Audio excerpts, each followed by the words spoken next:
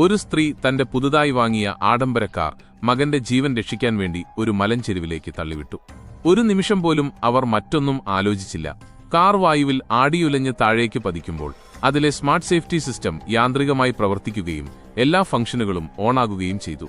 നിമിഷങ്ങൾക്കകം കാർ ഒരു വലിയ പാറയിൽ ഇടിച്ചുകയറി.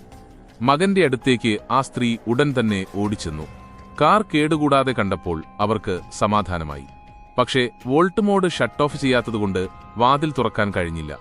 അപ്പോഴാണ് അവരുടെ കണ്ണിൽ വാതിലിൽ തിളങ്ങുന്ന ഒരു വൃത്താകൃതിയിലുള്ള ലൈറ്റ് കണ്ടത്. അവർ വേഗം അതിൽ കൈവച്ചു. അടുത്ത നിമിഷം തന്നെ കാർ എമർജൻസി മോഡിലേക്ക് മാറുകയും വാതിൽ താനെ തുറക്കുകയും ചെയ്തു. സ്ത്രീ മകനെ ഉടൻ പുറത്തെടുത്തു. പക്ഷേ അരമണിക്കൂർ വിശ്രമിച്ചിട്ടും കുട്ടി ഉണർന്നില്ല. അവന് ആശുപത്രിയിൽ പോകണമെന്ന് അവർക്ക് മനസ്സിലായി.